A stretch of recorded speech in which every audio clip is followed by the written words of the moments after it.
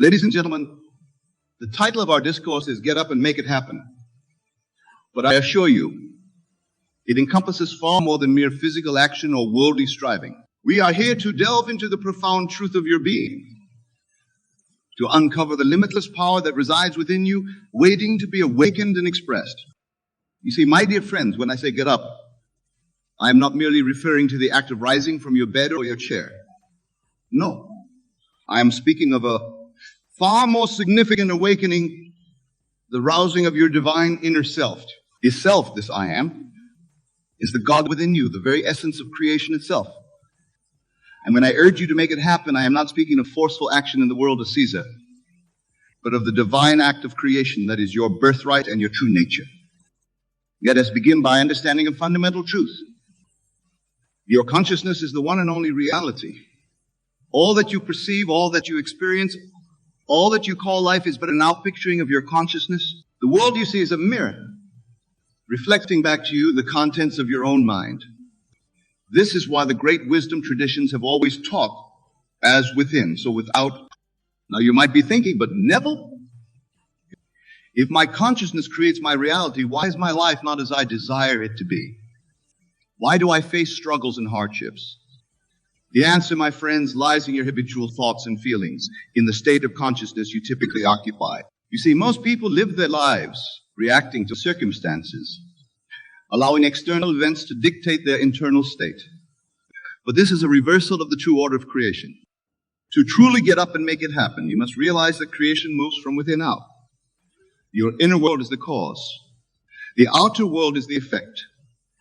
Your job is not to manipulate effects, but to change the cause, your state of consciousness. When you change your concept of self, when you alter your habitual thoughts and feelings, the outer world has no choice but to conform to this new pattern. Let me tell you a story to illustrate this point. There was once a man who struggled financially for years. He worked hard. He tried every strategy he could think of, but nothing seemed to improve his situation. Then one day he came across this teaching. He realized that his constant thoughts of lack, his feelings of unworthiness, his belief in the difficulty of making money, these were the very things creating his financial reality. So he decided to change his consciousness. Every night before sleep, and every morning upon waking, he would imagine himself as a successful, wealthy individual. He would feel the joy of financial abundance, the security of a substantial bank account, the freedom to live as he chose. He persisted in this practice, refusing to be swayed by the evidence of his physical senses. At first, nothing seemed to change in his outer world, but he remained faithful to his imaginal act. Then gradually things began to shift. New opportunities arose. His business began to thrive. Unexpected sums of money came his way. Within a year, his financial situation had transformed completely. You see, he didn't make it happen through external action alone. He made it happen by changing the cause, his consciousness. This, my dear friends, is the true meaning of get up and make it happen. It is about rising to the awareness of your true self, your divine nature, and then creating from that elevated state. It's about recognizing that you are not a helpless victim of circumstances, but the very author of your life story. Now, let us delve deeper into the mechanics of this process. How exactly do you change your consciousness? How do you truly get up to that higher level of awareness? The key lies in your wonderful human imagination. Your imagination is not some idle fancy, not mere daydreaming. Your imagination is nothing less than God in action within you. When I speak of imagination, I'm not referring to wild flights of fancy or unrealistic pipe dreams. I am speaking of the controlled and deliberate use of your imaginative faculty to impress upon your subconscious mind the reality you wish to experience. This is the true meaning of prayer. Prayer is not begging an external deity for favors. Prayer is the feeling of the wish fulfilled. To pray effectively, to truly make it happen, you must enter into the state of consciousness of your wish fulfilled. You must experience in your imagination the joy, the satisfaction, the gratitude you would feel if your desire were already a physical fact. You must live from the end, occupying the state of the wish fulfilled here and now in your imagination. Let me give you a simple technique to apply this principle. Tonight, as you lie in your bed, close your eyes and imagine a scene that would imply the fulfillment of your desire. Make it as vivid and as real as possible. Engage all your senses. See the details, hear the sounds, feel the textures.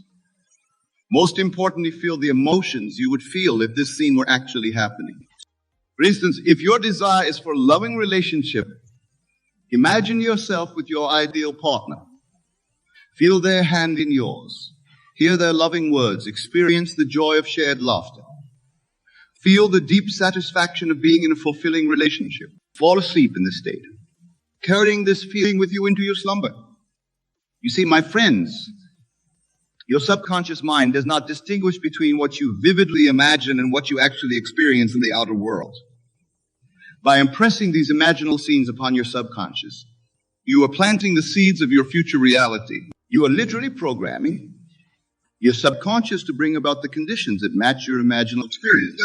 Now, some of you might be thinking, but Neville, isn't this just fantasy? Isn't this just escapism? I assure you, it is not. This is the most practical and effective way to create change in your life. Remember, the outer world is but a reflection of your inner state. By changing your inner state through deliberate imagination, you set in motion the forces that will rearrange the outer world to match your new self-concept. Let me share with you another principle that is crucial to truly getting up and making it happen. It is the principle of persistence. You see, most people give up too easily. They may try to imagine their desire for a night or two, and when they don't see immediate results, they conclude that it doesn't work. But remember, you are dealing with your subconscious mind with deeply ingrained patterns of thought and belief. These patterns were not formed overnight, and they will not be changed overnight. Persistence is key. You must persist in your new assumption, in your new self-concept, regardless of any contradictory evidence presented by your senses. This is what it means to have faith. Faith is not blind belief in something external. Faith is loyalty to your unseen reality, to the truth of your being that you have recognized in your imagination. When a farmer plants a seed, he doesn't dig it up every day to see if it's growing. He knows that the seed needs time to germinate, to take root, to grow beneath the surface before it breaks through into visible manifestation. Your imaginal acts are like seeds planted in the fertile soil of your subconscious mind. Give them time to grow. Water them with your attention and your belief. Trust in the law of growth, and in due season you will reap the harvest of your imagination. Now let's address another crucial aspect of getting up and making it happen. It's the concept of your self-talk, the habitual conversation you have with yourself. You see, my dear friends, you are always talking to yourself, always affirming certain truths about yourself and your world. But are you conscious of what you're affirming? Are you deliberately choosing the thoughts and self-concepts you're impressing upon your subconscious mind? Most people, I'm afraid, are not. They allow their self-talk to be dictated by past experiences, by limiting beliefs, by the opinions of others. They say things to themselves like, I'm not good enough, I can't do this, life is hard, money is... And then they wonder why their lives reflect these very limitations. To truly get up and make it happen, you must become aware of your self-talk and consciously choose the thoughts and affirmations that align with your desires. Instead of saying, I can't, say I can. Instead of it's too hard, say, I have what it takes. Instead of I'm not worthy, affirm I am deserving of all good things. Remember, these affirmations are not mere positive thinking or empty words. When you speak them with feeling, when you imbue them with the conviction of your imagination, you are literally reshaping your subconscious beliefs. You are reprogramming the deepest levels of your mind to create a new reality. Let's go further into this idea of self-concept. For it is the very core of your ability to get up and make it happen. You see, my dear friends, your entire life experience is a reflection of your concept of self. Who do you believe yourself to be? What do you assume to be true about your abilities, your worth, your place in the world? These beliefs, these assumptions form the foundation upon which your entire reality is built. Many of you have been taught to think of yourself as a limited being, separate from the creative power of the universe. You've been told that you are a mere mortal subject to the whims of fate and circumstance. But I tell you now, with absolute certainty, that this is not the truth of your being. You are not separate from the creative power of the universe. You are that very power individualized as you. The I am within you, that sense of pure awareness of being itself, is nothing less than God. When you say I am, you are invoking the name of God, for that is the true name of the creative power of the universe. To truly get up and make it happen, you must claim your divine nature. You must dare to assume the feeling of being the person you want to be, of having the things you desire, of living the life you dream of. This is not arrogance or egotism. This is the humble acceptance of your true identity as a child of God, as an expression of the infinite creative power of the universe. Let me give you a practical exercise to help you shift your self-concept. Tonight, before you sleep, I want you to write down a description of yourself as you would like to be. Be bold. Be specific. Write in the present tense, as if these things are already true. For example, I am confident and capable. I am successful in all my endeavors. I am financially abundant. I am in perfect health. I am surrounded by loving relationships. I'm living my dream life. Now, read this description aloud to yourself. Feel the truth of these statements. Allow yourself to experience the emotions that these statements evoke. Then carry this feeling with you as you drift off to sleep. You are planting these new self-concepts in the fertile soil of your subconscious. As you do this night after night, you will begin to notice a shift in your habitual thoughts and feelings. You'll find yourself naturally thinking and acting in alignment with this new self-concept. And as your inner world changes, your outer world will have no choice but to follow suit. Now let's address a common obstacle that many face when trying to get up and make it happen. It's the challenge of negative circumstances, of setbacks and disappointments. How do you maintain your new self-concept, your elevated state of consciousness, when the outer world seems to contradict your inner assumptions? The key, my friends, lies in understanding the law of reversibility. This law states that while feelings follow thoughts, in other words, if you persist in maintaining the feeling of your wish fulfilled, even in the face of contradictory circumstances, your thoughts and beliefs will eventually align with this feeling. This is where many falter. They allow present circumstances to dictate their inner state. But remember, circumstances are effects, not causes. They are reflections of past thoughts and feelings, not determinants of your future reality. Your job is to remain faithful to your imaginal act, to your new self-concept, regardless of what your senses tell you. When faced with seeming setbacks or contradictions, instead of reacting with disappointment or doubt, remind yourselves, this is an old manifestation. It is passing away. My new reality is already created in my imagination, and it's coming into manifestation now. Then immediately return to the feeling of your wish fulfilled. Feel the gratitude, the joy, the satisfaction of already being the person you desire to be, of already having what you want to have. This, my dear friends, is the true test of your faith. Not blind belief in an external power, but unwavering loyalty to the truth you have recognized in your imagination. It is in these moments of seeming contradiction that you have the opportunity to prove the power of your consciousness, to demonstrate your understanding that imagination creates reality. Let's delve deeper into the concept of states of consciousness, for this is crucial to truly getting up and making it happen. You see, every experience you have, every circumstance in your life is the result of the state of consciousness you occupy. A state is a mindset, a collection of thoughts, feelings, and beliefs that define your perception of reality. Most people move through different states unconsciously, reacting to external stimuli. They feel happy when good things happen and when bad things occur. They allow their state to be determined by circumstances. But you, my friends, have the power to choose your state consciously. Think of states of consciousness as rooms in a vast mansion. Each room represents a different state. A state of wealth, a state of poverty, a state of health, a state of sickness, a state of love, a state of loneliness. Your job is to choose which room you will occupy. And you do this through your imagination and your assumptions. When you genuinely desire to get up and make it happen, you must learn to occupy the state of consciousness that corresponds to your wish fulfilled.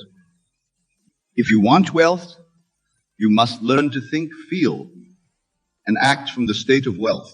If you want love, you must occupy the state of being loved. How do you do this? By using your imagination to experience the feeling of being in that state. Close your eyes and imagine what it would feel like to be wealthy. How would you think?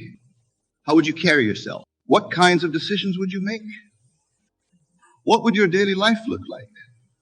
Immerse yourself in this state until it feels natural and familiar. Then, and this is crucial, you must persist in this state. You must make it your new home, your new normal. Even when your physical senses tell you otherwise, even when your bank account doesn't yet reflect your inner wealth, you must remain faithful to your new state. Remember, the outer world takes time to catch up with your inner shifts. There's often a time lag between the inner change and its outer manifestation. This is where most people falter. They return to their old state at the first sign of contradiction. But you, armed with this knowledge, will persist. You will remain in your chosen state, knowing that your outer world must, by law, conform to your inner state. Now, let's talk about action. Some of you might be wondering, Neville, if imagination creates reality, do I need to take action in the physical world? This is an excellent question, and the answer might surprise you. You see, action is important, but not in the way most people think. Most people believe they need to figure out all the steps to achieve their goal and then struggle and strive to complete those steps. But this approach often leads to frustration and burnout. Instead, when you truly get up and make it happen from the level of consciousness we're discussing, action becomes inspired. When you occupy the state of your wish fulfilled, when you live from the end, you'll find that ideas and opportunities naturally come to you. You feel compelled to take certain actions, not out of desperation or fear, but out of a sense of joyful inspiration. This inspired action is effortless. It feels right. It feels natural. You're not pushing against the current, but flowing with it. This is because by occupying the state of your wish fulfilled, you've aligned yourself with the creative power of the universe. You are no longer trying to make things happen through sheer force of will. Instead, you're allowing your desire to unfold naturally, taking inspired action as it arises. Let me give you an example. Suppose you desire a new job. Instead of frantically sending out hundreds of resumes and worrying about each application, you would first use your imagination to occupy the state of already having your ideal job. You would feel the satisfaction of doing work you love, the joy of a substantial income, the pride of contributing your talents. As you persist in this state, you might suddenly feel inspired to reach out to a former colleague. This conversation might lead to an introduction to someone who's looking for exactly the skills you possess. Or you might come across a job listing that perfectly matches your desires. The exact way it unfolds doesn't matter. What matters is that by occupying the state of already having your ideal job, you've aligned yourself with the circumstances that will bring it. This, my dear friends, is the true meaning of getting up and making it happen. It's not about forcing things through sheer effort. It's about aligning your consciousness with your desire and then allowing the universe to bring it into manifestation through you. Now let's address another crucial aspect of this process. Detachment. This might seem counterintuitive. After all, if you're trying to manifest something, shouldn't you be intensely focused on it? But here's the paradox. To truly make it happen, you must let go of your attachment to the outcome. You see, attachment often comes from a place of lack. When you're overly attached to a specific outcome, it's usually because you believe you need that thing to be happy or complete. But remember, you are already complete. You are already one with the creative power of the universe. Your desire is not to fill a lack, but to express more of your innate abundance and creativity. When you detach from the outcome, you're demonstrating faith in the law of consciousness. You're saying, I've planted the seed in my imagination. I trust in the law of growth. I know it will manifest in its perfect time and way. This detachment allows you to remain calm and centered, regardless of appearances. It prevents you from becoming anxious or doubtful, which could undermine your manifestations. In conclusion, my dear friends, to truly get up and make it happen, you must rise to the awareness of your true self as a divine creative being.